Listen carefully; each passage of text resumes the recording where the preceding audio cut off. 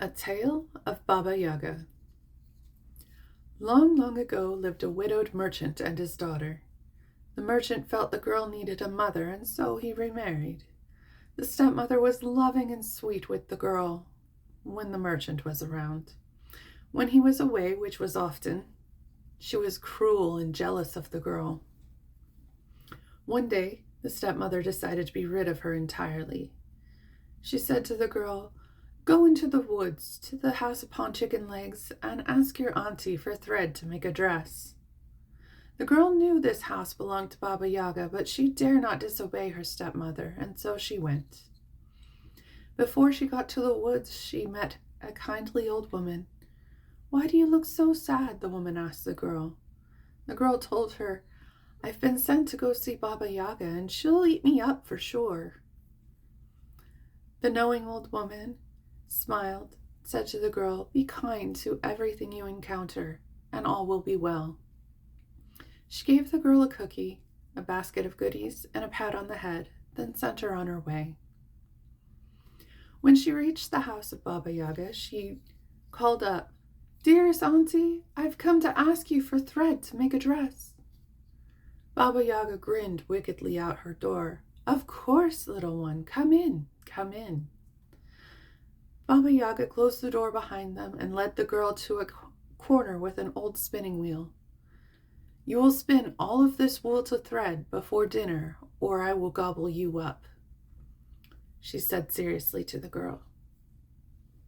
The girl looked at the mountain of wool that was 3 times bigger than she was, and she despaired on the inside. But she sat down and she started spinning.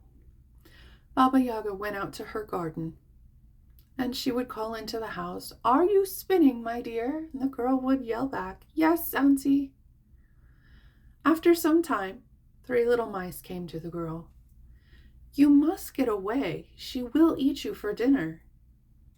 And the girl said to the mice, "But this spinning wheel is old and creaky. She will surely know if I stop spinning." The mice said to the girl, "We would help you spin, but we are so hungry and weak." The girl knew exactly what to do. She reached into her basket full of goodies and found 3 cookies, 1 for each mouse. The mice gobbled up the cookies, thanked the girl, and took her place at the spinning wheel. "Are you spinning?" yelled Baba Yaga from the garden. "Yes, auntie," the girl replied as she crept away from the spinning wheel. Baba Yaga's cat came to the girl and said, "I'm supposed to scratch out your eyes if you try to leave." The girl reached into her basket and handed the cat a juicy piece of ham. The cat gobbled it up, and licking his lips, he said, "I have a gift for you. Take this towel and this comb. Baba Yaga will surely chase after you. If you hear her getting close, throw down the towel on the road, but don't turn back. Keep running.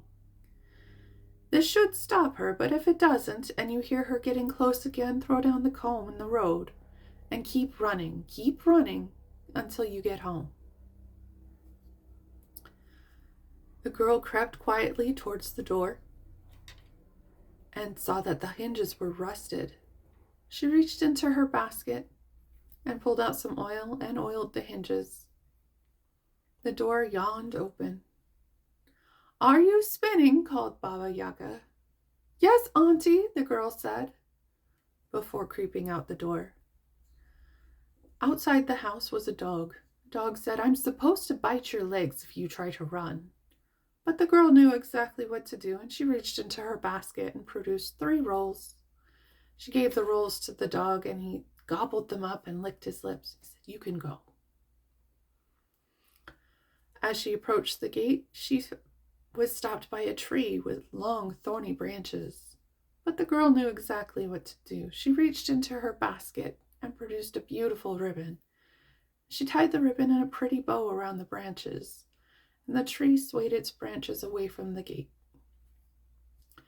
Once past the gate, the girl began to run as fast as she could towards home.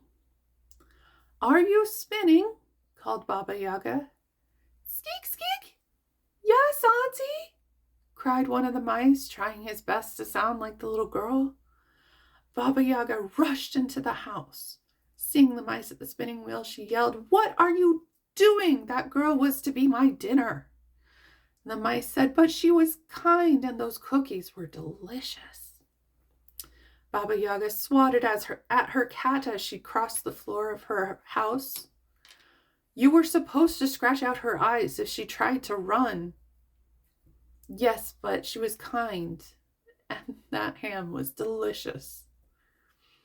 Baba Yaga grabbed her broom from next to the door, which was still wide open, and seeing the oiled hinges, she growled and went outside. In the yard, she swatted at the dog. "You were supposed to bite her legs if she tried to run."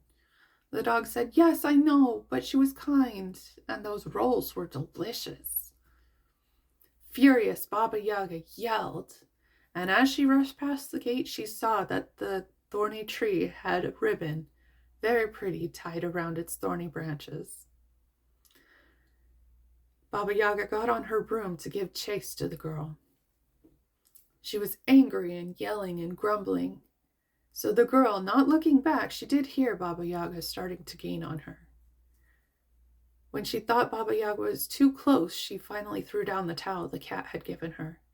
From the towel sprang a huge river, wide with fast currents. The water lapped up and dampened her broom. She couldn't cross. Baba Yaga had to go around the river.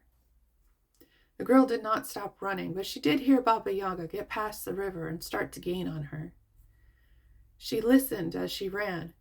When Baba Yaga was too close, she threw down the comb. From the comb sprang up a giant forest with branches intertwined and wide miles in each direction. Baba Yaga had to stop. She could not enter the forest for the tangled branches, and she could not go around. So she gave up and she went home, furious. The girl kept running until she made it home, where her father was waiting. He was worried and upset. "Where have you been?" he cried. The girl told him all of going to see Baba Yaga and how she had gotten away. And the father was furious. "Why would you go see Baba Yaga?" She said, "Well, stepmother said we needed thread for a dress, and that's where she said to go to ask for it." Furious, the father turned his wife out of his household, and the merchant and his daughter lived peacefully and happily for a very long time.